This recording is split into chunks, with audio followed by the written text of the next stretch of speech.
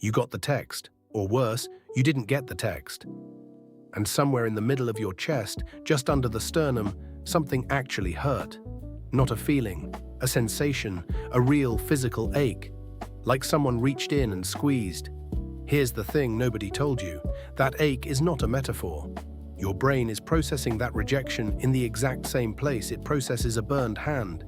And because of that, there is a strange little research finding waiting at the end of this video. A common painkiller, the boring one in everyone's medicine cabinet, was shown in a real study to measurably dull the pain of being left out. So no, you're not being dramatic.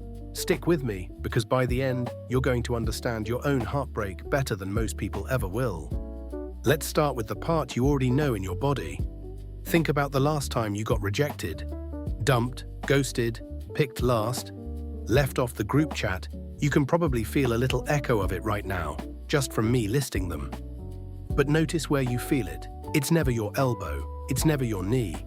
It's the chest, the gut, the throat tightening up. We have known this forever, across basically every language on Earth. We say a broken heart. We say that comment stung. We say we got crushed. That's not poetry getting carried away. That's a clue. And honestly, if this is already hitting a little too close, go ahead and hit that like button. It genuinely helps this find other people who feel things this hard. Okay, back to it. So here's the question a scientist named Naomi Eisenberger asked back in the early 2000s. If rejection feels physical, what if it actually is in the brain? What if the same machinery that screams when you touch a hot stove is the machinery that aches when someone walks away? To test that, you can't just ask people. People lie, even to themselves. You have to look inside the skull while it's happening. So her team, with Matthew Lieberman and Lieberman Williams, built something almost cruel in how simple it was. They put people in a brain scanner and had them play a little video game. Just a cartoon game of catch. 3 players tossing a ball around on screen, you and 2 others. Except the 2 others weren't real, they were the computer. And for the first minute, it's lovely. The ball comes to you, you toss it back, everyone's playing. Then quietly, the other 2 players just stop throwing it to you. They keep playing with each other. The ball goes back and forth, and it never comes to you again. That's it. That's the whole experiment. A cartoon ball that stops coming your way. You'd think, who cares? It's a dumb game. But the brain cared. A lot. When people got frozen out of that pointless little game, a region called the dorsal anterior cingulate cortex lit up. Say it with me, the dorsal anterior cingulate, we'll just call it the dACC.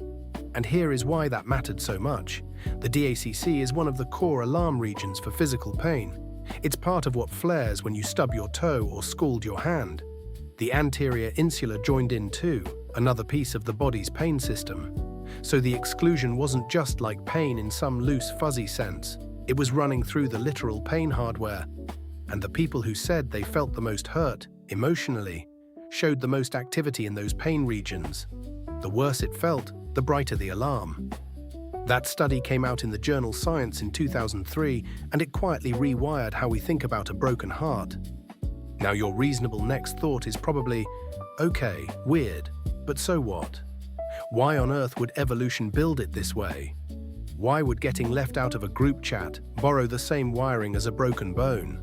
And the answer is honestly kind of beautiful, in a brutal way. Go back, way back, before cities, before farms, before any of this. You're a human animal, and you are soft. You have no claws, no fur worth mentioning. You can't outrun much. Alone on the savannah, at night, you are basically a snack. The only thing keeping you alive is the group. The tribe shares food with you. The tribe watches your kids. The tribe stands between you and the things in the dark. So for an ancestral human, getting cut off from the group wasn't a bad week. It was a death sentence, slower than a predator but just as final. Now, evolution had a problem to solve. It needed to make absolutely sure you would protect your place in the group at all costs. And evolution is lazy, in the best way. It almost never builds a brand new system when an old one will do. It already had a perfectly good alarm bell screaming at you whenever your body got damaged. Pain. So it just wired social rejection into that same bell, so losing your people got plugged straight into the same circuit as physical injury. Because to your ancestors, those two things led to the same place. Your brain treats abandonment like a wound, because for most of human history, it basically was one. So when you feel that squeeze in your chest after someone leaves, that's not weakness. That's a survival alarm doing the one job it was built to do on a timescale of millions of years.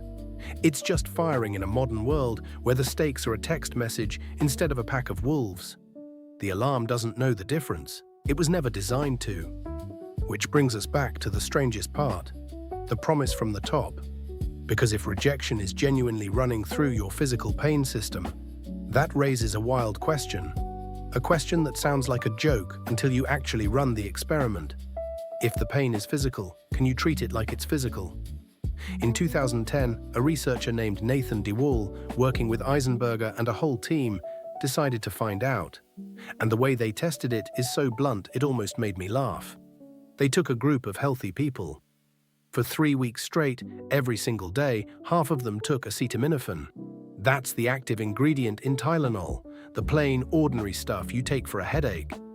The other half took a placebo, a sugar pill, and nobody knew which one they had. Every evening, everyone rated how much social pain they'd felt that day.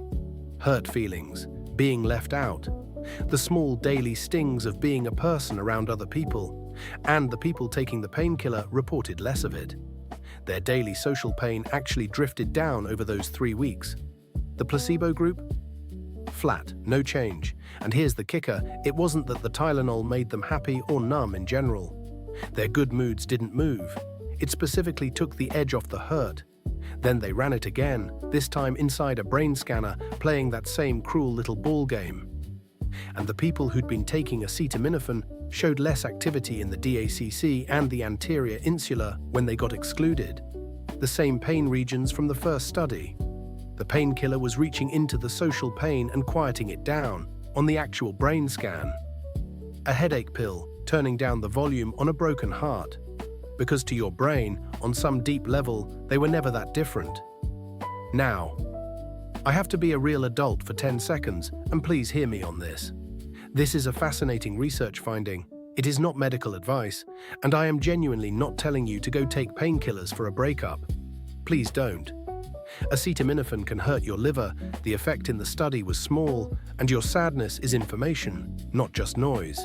The point of that study was never here's the cure. The point was the proof.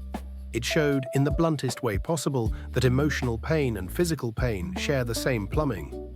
That's the gift here, not the pill, the understanding. And if that's the kind of understanding you want more of, the real reason you do the things you do, then subscribe. I make a new one of these every week, taking some quietly weird thing about being human and showing you the science underneath it. You'll never feel quite as broken once you know why you work the way you do. Okay, here's where I actually want to leave you.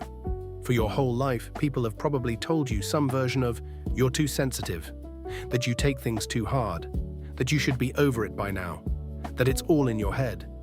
Well, it is in your head, just not the way they meant. Your heartbreak is real, it is measurable. We can watch it happen on a screen, glowing in the same place as a physical injury.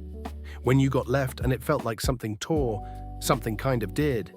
Your nervous system logged it as damage and rang the oldest alarm you have. You are not weak, you are not dramatic, you are not broken. You are a creature who was built, over millions of years, to need other people so badly that losing them registers as a wound. That ache in your chest is not a flaw in the design, it is the design, doing exactly what it evolved to do. So the next time you get the text, or you don't get the text, and you feel that squeeze land right under your sternum, don't roll your eyes at yourself. Don't call yourself soft, just put a hand there where it hurts and know what it actually is. It's a million-year-old alarm telling you that connection matters, that people matter to you, which, when you really sit with it, might be the most human thing about you. If this made your own heartbreak make a little more sense, do me a small favor and like it, and subscribe so the next one finds you. I'll see you next week with another reason you're exactly the way you are. Take care of that heart. It's doing its job.